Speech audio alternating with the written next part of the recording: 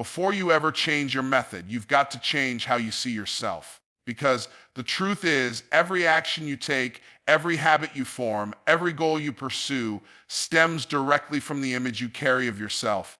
If you see yourself as someone who always struggles, someone who's constantly behind, or someone who just can't seem to get a break, then your behavior will line up with that image. That inner identity becomes the thermostat of your life, and no matter how hard you push forward, you'll keep falling back to that internal setting. You can't become the best of the best if your inner conversation still tells you that you're less than. You can't build a mansion of success on the foundation of low self-worth. This is why the inner game matters more than the outer hustle, because identity drives behavior and behavior drives results. If you want to become the best, you don't start by copying someone's strategy. You start by upgrading your self-image. You start by breaking off the old labels, the limiting beliefs, the inherited doubts that told you who you weren't. You start by declaring with boldness who you are. Even if your current results don't reflect it yet, high-level transformation doesn't happen outside in. It's inside out. The world teaches you to chase tactics, copy methods, and follow formulas. But power isn't in what you mimic. It's in who you believe yourself to be. You have to shift from seeing yourself as the underdog to the overcomer. You have to move from survival mode into dominion mode. Most people never step into their greatness, not because they lack opportunity, but because they're still arguing for their limitations. They say things like, "I've always been this way. People like me don't make it. I'm not cut out for that level." And they don't realize that every word they speak is reinforcing an identity that doesn't serve their destiny. But when you begin to declare, "I am chosen, I am called, I am equipped, I am worthy," then something begins to shift. You start moving differently. You start thinking with clarity, acting with courage, and walking with confidence.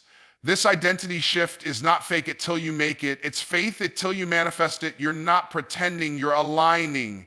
You're stepping into the version of you that already exists at a higher level. You're waiting for you to claim it. You start waking up with purpose, not pressure. You stop chasing validation and start operating from conviction. You stop reacting to life and start creating life. And even if things around you haven't changed yet, something powerful happens when the thing inside you changes first. That's when the outside world has no choice but to conform to the energy and authority you're carrying within. People begin to treat you differently because you treat yourself differently. Doors begin to open not just because you knocked, but because you were ready to walk through them like you belonged there. When you elevate your identity, you no longer fear failure because you're no longer attached to it. You realize failure doesn't define you, it refines you. You understand that rejection doesn't reduce your value, it redirects your focus. You stop looking for permission to be great, and you start walking like greatness is your default setting. You stop letting your past define your future and instead use your vision to rewrite your legacy. Everything you desire, every level you want to rise to, every breakthrough you're hungry for, it all starts with believing that you are already the person who deserves it. That belief will set your standards higher. That belief will push you to do things differently. That belief will activate ideas, relationships, and resources that stayed hidden when you were stuck in doubt. So stop waiting for the world to approve you. Stop waiting for the conditions to be perfect. Stop playing small to keep others comfortable. Your next level isn't waiting on your circumstances. It's waiting on your courage to see yourself correctly. You were not made for average. You were not designed to blend in. You were created to stand out, to rise up, and to lead. But it won't happen until your identity matches your destiny. So elevate it, own it, declare it, walk in it. Because until you do, you'll keep sabotaging your success and calling it fate. But when you truly know who you are, you won't just act different.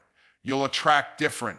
It's not about competing with others. It's about becoming a better version of who you were yesterday. If you want to become the best of the best, then you have to make a non-negotiable decision to outwork, outlast, And outbelieve everyone around you, not from a place of ego, but from a place of destiny, because average effort produces average outcomes. But when you put in uncommon effort with unshakable belief, you begin to access uncommon results. The world is full of people who are talented, tired, but gifted but inconsistent, skilled but unmotivated. Talent alone will not take you to the top. It's persistence, consistency, and grit that separate the good from the great. When you make the decision to outwork everyone, you're not just talking about hustle for the sake of hustle. You're talking about working with focus, showing up even when you don't feel like it, putting in the reps when no one is watching, and being obsessed with growth. Because greatness isn't built in public. It's built in the quiet, disciplined hours that nobody applauds. You don't rise to the top by hoping. You rise by grinding. And not the kind of grind that burns you out, but the kind of grind that builds you up. When you outwork, you don't just do more, you do better. You refine your skill. You master your craft. You study, you practice, you fail forward. While others are waiting for motivation, you're moving in discipline. While others look for shortcuts, you're building strong roots. And it's not just about working longer. It's about working smarter, more intentionally, and more purposefully, because when you put purpose behind effort, you don't just hustle, you build legacy. Then comes outlasting. This is where many fall off because everybody's motivated for a week. Everybody's passionate for a month, but true mastery takes staying power. You have to be willing to keep going when the results don't show up right away. You have to persist when your emotions tell you to quit. You have to endure when others walk away. Most people give up not because they're weak, but because they thought success would come faster. You've got to understand that becoming the best of the best is not a microwave process. It's a slow-cooked, pressure-built journey. You have to last longer than the resistance. You have to keep sowing when the ground looks dry, and eventually the ones who endure will be the ones who reap. Outlasting isn't about being the strongest. It's about being the most faithful. The one who shows up even when it's not fun. The one who doesn't need applause to stay committed. The one who understands that delay is not denial and that consistency is the ultimate weapon. Now let's talk about outbelieving, because belief is the engine that drives everything. If you don't believe you can win, you won't even start. And if you don't believe you're worthy, you'll keep sabotaging your own progress. The best of the best don't just believe in the possibility. They believe in their responsibility. They believe they are called to rise, that they are equipped to conquer, and that they were created to lead. Your belief has to be stronger in your circumstances. It has to speak louder than your fear. Because when you believe without wavering, you activate a force that pushes through obstacles, navigates around distractions, and sees doors where others only see walls. You start to make decisions from vision, not from limitation. You stop asking for opinions and start moving in conviction. When you combine work ethic with endurance and belief, you become unstoppable. You stop reacting to life and start designing it. You stop wishing and start doing.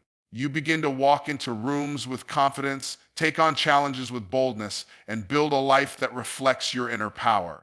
You begin to attract opportunities, favor, and resources, not because you begged for them, but because you became the kind of person who commands them. So don't ask if it's easy. Ask if it's worth it. Don't look at how far you have to go. Look at how far you refuse to stay. Outwork, outlast, outbelieve. That's the path. That's how you rise from average to elite, from ordinary to extraordinary, from good to the best of the best. Ask ChatGPT.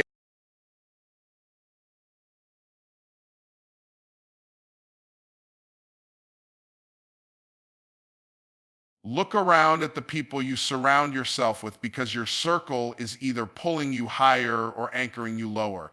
If you want to become the best of the best, you cannot afford to keep company that keeps you small. Who you spend your time with matters more than most people are willing to admit. Your environment is either feeding your growth or fueling your excuses. If the people closest to you constantly doubt, criticize, or dismiss your vision, then you're trying to build a skyscraper on shaky ground. You cannot soar like an eagle if you spend your time walking with chickens. When your dream is big, your circle has to be strong. The wrong people will kill your momentum before it even starts. They'll project their fears onto your future. They'll water down your passion. They'll clap when you stay the same and stay silent when you try to elevate. That's not loyalty, that's limitation.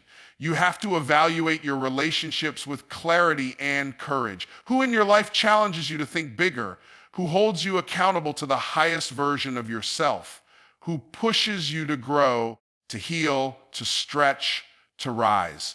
If your answer is no one, then it's time to upgrade your circle. The people around you should be a reflection of where you're going, not just where you've been. If you're always the one teaching, always the one leading, always the one inspiring, then you're not growing, you're babysitting. Growth happens when you put yourself in rooms where you're no longer the smartest, the richest, or the most accomplished person. Those are the rooms that stretch your faith, sharpen your skills, and expand your vision. Don't confuse familiarity with alignment. Just because someone has been in your life for years doesn't mean they deserve a front row seat in your future. Some people were part of your foundation, but aren't fit for your next floor. And that's okay.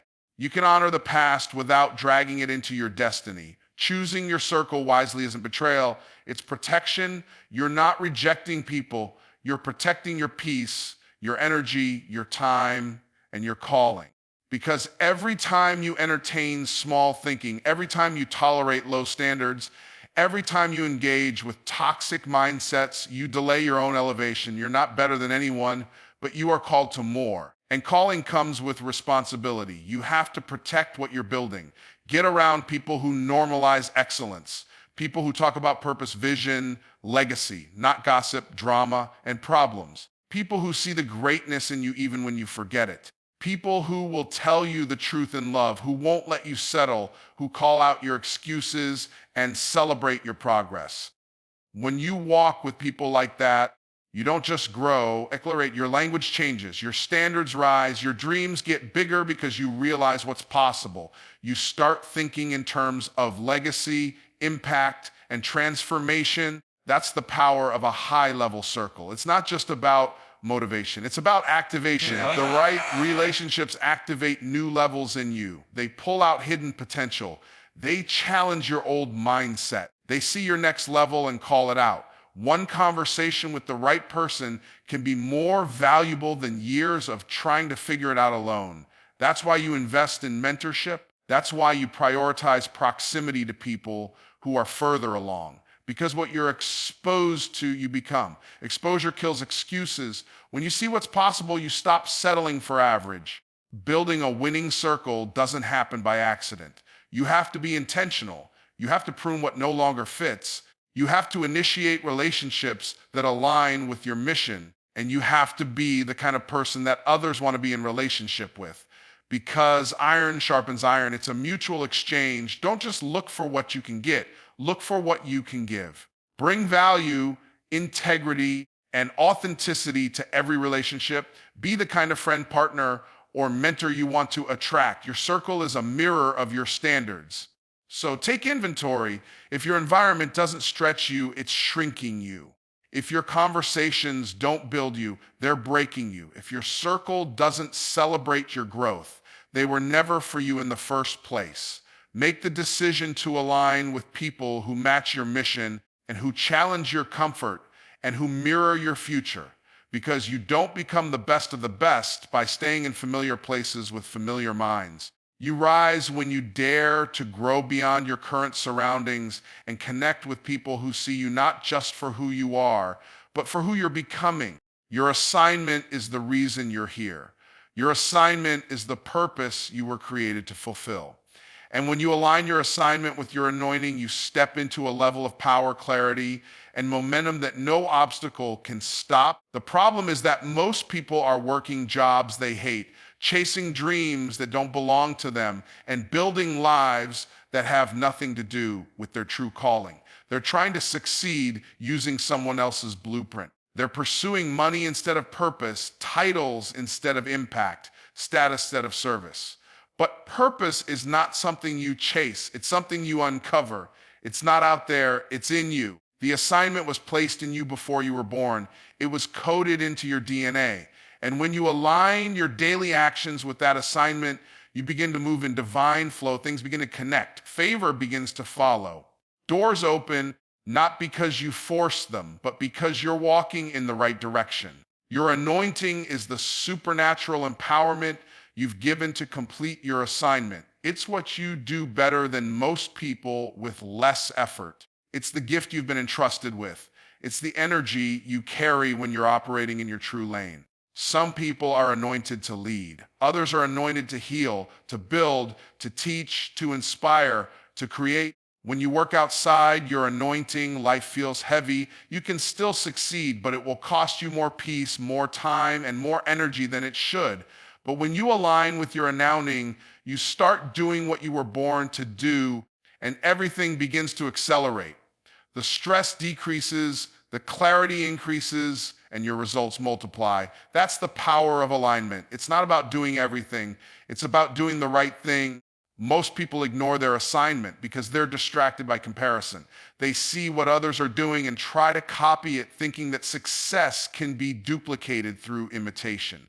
But imitation leads to limitation. You were not designed to be a copy. You were created to be original. Your path won't look like theirs, and that's the point. Your assignment is unique to you. It won't make sense to everyone else, but it's not supposed to. Your calling isn't up for committee approval. Stop asking people for validation when God already gave you vision. Stop trying to explain your fire to people still sitting in the dark. When you start honoring your assignment, you won't need applause. The results will speak for themselves. You've got to get clear on what you've been called to do, not just what you can do. Just because you're good at something doesn't mean you're called to it. Your assignment is not always what's comfortable. It's often what challenges you, stretches you, and forces you to grow. It's the thing that keeps pulling at your heart, the thing you think about even when you're doing something else. It's the thing you do even if no one paid you because it fills your soul. And when you embrace that thing, when you say yes to it without conditions, that's when you begin to walk in power.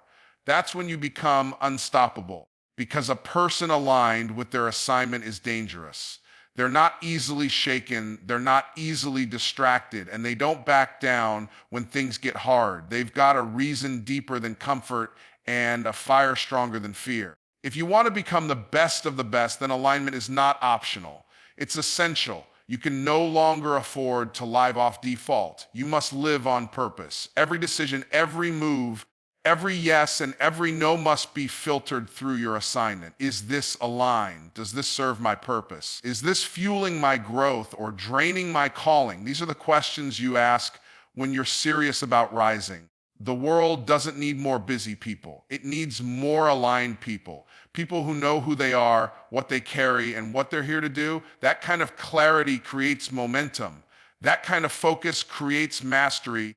That kind of alignment creates transformation. You weren't born to just survive. You were born to fulfill a divine mission. The moment you align with your assignment, your life begins to make sense. Your steps become ordered. Your effort becomes effective. Your voice becomes impactful. The storms still come, but they can't sink a ship with direction. The doubts still whisper, but they can't derail a soul with purpose. When your assignment and anointing align, you don't just live, you lead, you influence, you change lives, and you build something that outlives you. That's what it means to become the best of the best.